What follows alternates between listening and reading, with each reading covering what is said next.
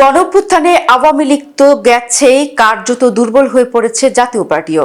এই অবস্থায় নতুন শক্তির খোঁজে উত্তরের জেলা রংপুর, আর সেই ঘাঁটি দখলে নিতে মরিয়া বিএনপি, এনসিপি ও জামায়াত। কোন কৌশলে নাঙ্গল আর নৌকার ঘাঁটি দখলে নেয়ার ছক কষছে দলগুলো, সেসব নিয়েই এই বিশ্লেষণ। 1973 থেকে 2024 সাল পর্যন্ত রংপুর জেলার সংসদীয় আসনের ইতিহাস বেশ বৈচিত্র্যময়। বিশেষ করে 1980 সালের পর থেকে এই জেলাটি জাতীয় পার্টির দুর্গ হিসেবে পরিচিতি পায়। তবে 1973 সালে প্রথম নির্বাচনে সবকটি আসন ছিল আওয়ামী লীগের দখলে। 24-এর গণঅভ্যুত্থানের পর সেই অবস্থার পরিবর্তন হয়েছে। তারেক রহমানের স্বদেশ প্রত্যাবর্তনে অনেকেই ভাবছে দেশে ধানের শীষের জোয়ার বইছে। শক্তি বিবেচনায় কিছু জেলার বাস্তবতা এমন হলেও রংপুর কিছুটা ভিন্ন বার্তাই দিচ্ছে, কারণ এনসিপি আর জামায়াত তো আছেই, সেই সাথে পুরনো ঘাঁটি ফেরত নিতে ধীর পায়ে এগুচ্ছে নাঙ্গলের প্রার্থীরা। যদিও ছাত্র জনতার তোপের মুখে নির্বাচনী লড়াই তারা কতটা জমাতে পারবেন সেটিও বড় প্রশ্ন। স্বাধীনতার পর থেকে এই আসনে কখনো আওয়ামী লীগ ও জাতীয় পার্টি জিতেছে। 1973 সালের প্রথম জাতীয় সংসদ নির্বাচনে এই জেলায় আওয়ামী লীগের একচ্ছত্র আধিপত্য ছিল। পরের নির্বাচন তথা 1979 সালে 23টি সংসদীয় আসনের 17টি আসনে জয় পায় জিয়াউর রহমানের ধানের শীষের প্রার্থী এরশাদের আমল তথা 1986 থেকে 2001 সাল পর্যন্ত পুরো রংপুর জেলা জাতীয় পার্টির দখলে চলে যায়। 2008 সালের পর আওয়ামী লীগের গত 16 বছরের শাসনামলে ধীরে ধীরে নিজেদের অবস্থান পুনরুদ্ধার করে আওয়ামী লীগ। বিশেষ করে রংপুর 4 ও 6 আসনগুলোতে শক্ত অবস্থান গড়ে তোলে। 1984 সালে বৃহত্তর রংপুর জেলা ভেঙে আরও নতুন 4 জেলা গঠন করে এরশাদ সরকার। রংপুর ভেঙে হয় কুড়িগ্রাম, লালমনিরহাট, গাইবান্ধা, নীলফামারী। এতে 1973 ও 1979 সালের 23 আসন ভেঙে প্রতিটি জেলার সংসদীয় আসন ভাগ হয়ে যায়। উত্তরের জেলাগুলিতে আসন বন্টন হলেও ভোট ব্যাংক কিন্তু আওয়ামী লীগ ও জাতীয় পার্টির নিয়ন্ত্রণে ছিল, বিশেষ করে খোদ রংপুর জেলায়। যেহেতু এবার নৌকা নেই আর জাতীয় পার্টিও সেভাবে কার্যকর না, তাই এই আসনগুলিতে জয় পেতে স্বপ্ন বুনছে দলগুলো। গোটা জেলার 6 আসনে বিভিন্ন দলের অন্তত 61 জন প্রার্থী মনোনয়ন দাখিল করেছে। শেষ পর্যন্ত আসনগুলোতে এত প্রার্থী থাকবে না। এর বড় কারণ ইতোমধ্যে আসন সমঝোতার ঘোষণা দিয়ে জামায়াত, এনসিপি সহ ইসলামী দলের 11 জোট হয়েছে। জামায়াত বলছে জয়ের সম্ভাবনা মিলে প্রার্থী মনোনীত করা হবে, তবে কারা কোন আসন পাচ্ছে তা নিয়ে এখনো কোনো স্পষ্ট ধারণা দেয়নি 11 জোট।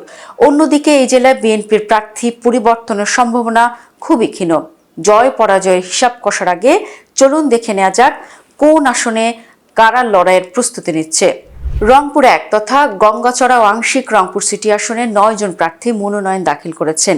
এর মধ্যে আলোচনায় আছেন বিএনপির মোকাররম হোসেন সুজন, জামাত ইসলামের মাওলানা রায়হান সিরাজি, জাতীয় পার্টির ব্যারিস্টার মঞ্জুম আলী আর এনসিপির আল মামুন। এই 4 প্রার্থীর মধ্যে ইতোমধ্যে প্রার্থিতা বাতিল হয়েছে নাঙ্গলের মঞ্জুম আলীর। দ্বৈত নাগরিক হওয়ায় তিনি বিপাকে পড়েছেন। এই আসনে ধানের শীষে দ্বিতীয় জীবন পাওয়া মোকাররম সুজনের সাথে মূলত লড়াইটা হবে জামায়াত জোট প্রার্থীর। তবে স্থানীয় রাজনীতিতে সুজন অনেকটাই গোছানো। আবার তিনি জেলা বিএনপির যুগ্ম সাধারণ সম্পাদক, মাঠের কর্মী হিসেবে দল থেকে সমর্থন পাচ্ছেন। অন্যদিকে গঙ্গাচড়া উপজেলায় জামায়াতের শক্ত অবস্থান আছে। আওয়ামী লীগের কট্টর শাসনেও উপজেলা পরিষদ নির্বাচনে ভাইস চেয়ারম্যান পদে বিজয়ী হয় জামায়াত প্রার্থী। সব মিলিয়ে বলা যায় আসনটিতে ধানের শীষের প্রার্থী জয়ের দৌড়ে এগিয়ে থাকলেও কঠিন চ্যালেঞ্জের মুখোমুখি হবেন জামায়াতের কাছ থেকে। রংপুর 2 বদরগঞ্জ, তারাগঞ্জ আসনের লড়াইটা হবে শিয়ানে শিয়ানে। বিএনপির মোহাম্মদ আলী সরকারের সঙ্গে তুমুল লড়াই হবে জামায়াতের এটিএম আজহারুল ইসলামের। এই আসনে আজহারুল হবেন 11 দলের জোট প্রার্থী, এটা নিশ্চিত। সবশেষ 2001 সালে নাঙ্গল প্রতীকে সংসদ সদস্য নির্বাচন করেছিলেন মোহাম্মদ আলী। পরে তিনি বিএনপিতে যোগ দেন। স্বাভাবিকভাবেই তার এই আসনটি তার ভালোই চেনা আছে, তবে তাতে আত্মতুষ্টিতে ভোগার সুযোগ নেই, কারণ এই আসনে আছেন জামায়াতের ঝানু রাজনীতিবিদ এটিএম আজহার। দীর্ঘদিন জেলবন্দি এই রাজনীতিবিদ আসনটির সব হিসেব নিকেশই বদলে দিচ্ছেন। মাঠ গোছানোতেই এগিয়ে তিনি। কোনো কারণে ধানের শীষের মোহাম্মদের পা পিছলে রংপুর 2 অভিভাবক হবেন জামায়াতের আজহার। ত্রয়োদশ নির্বাচনে রংপুরের সবচেয়ে গুরুত্বপূর্ণ হয়ে উঠেছে সদর আসন। বিএনপির শামসুজ্জামান শামুকে টেক্কা দিতে মাঠে নেমেছেন জামায়াতের অধ্যাপক মাহবুবুর রহমান বেলাল, ইসলামী আন্দোলন বাংলাদেশের আমিরুজ্জামান পিয়াল, জাতীয় পার্টির গোলাম মোহাম্মদ কাদের, যিনি জিএম কাদের হিসেবেই বেশি পরিচিত। এই আসন মূলত শামু, জিএম কাদের আর জামায়াত জোটের যে কোনো একজন প্রার্থী লড়াইয়ের সুযোগ পাবেন। তবে অতীত ইতিহাস নাঙ্গলকেই সঙ্গ দিচ্ছে, কারণ এই আসনটিকে জাতীয় পার্টির অজেয় দুর্গ বলা হয়। তার কারণ আসনটি বরাবরই জয় পেয়েছেন জাপার প্রয়াত চেয়ারম্যান হুসেন মোহাম্মদ এরশাদ। 1986 সাল থেকে আজ পর্যন্ত এই আসনটি এরশাদ এবং তার পরিবারের কবজায় রয়েছে। এরশাদ জেলে থাকা অবস্থায় বা অসুস্থ থাকা অবস্থায়ও এই আসন থেকে কখনো হারেননি। তার অবর্তমানেও পুত্র সাদ এবং জিএম কাদের এই আসনে জয় পেয়েছেন। কোনো জটিলতা না হলে এবার তিনিই জিততে পারেন। রংপুরের আরেকটি আসনে সবার নজর জেলার 4 আসন নিয়ে আলোচনার কারণ হলো এখানে প্রার্থী হয়েছে জাতীয় নাগরিক পার্টির সদস্য সচিব আক্তার হোসেন। তাকে লড়াই করতে হবে রংপুর জেলা বিএনপির সাবেক সভাপতি এমদাদুল হক ভরসার সঙ্গে। এই লড়াইটা সহজ হবে না মোটেও, কারণ মাঠ গুছানোর কাজে অনেকটাই এগিয়ে ভরসা। আর তারুণ্যকে সামনে রেখে নির্বাচনী বৈতরণী পার হতে চান তরুণদের নেতা আক্তার।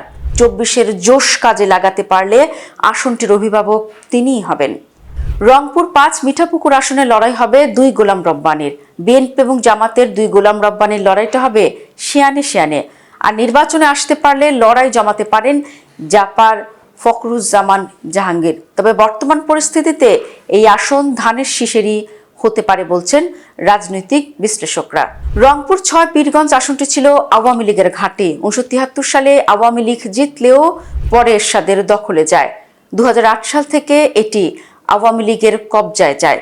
শ্বশুরবাড়ির এলাকা থেকে শুরুতে শেখ হাসিনা এবং পরবর্তীতে শিরিন শারমিন চৌধুরী সংসদ সদস্য হয়েছেন। তাদের অনুপস্থিতিতে এই আসন নিজেদের করে নিতে মরিয়া বিএনপি। এই আসনে ধানের শীষের কাণ্ডারি হচ্ছেন সাইফুল ইসলাম। তাকে টেক্কা দিচ্ছেন জামায়াতের মাওলানা নুরুল আমিন। দৌড়ে আছেন জাতীয় পার্টির নূরে আলম মিয়াও। কিন্তু বাস্তব পরিস্থিতিতে জাতীয় পার্টির সম্ভাবনা একেবারেই ক্ষীণ। আর মাঠের পর্যবেক্ষণ বলছে এই আসনে হাড্ডাহাড্ডি লড়াই হলেও এগিয়ে আছে বিএনপি।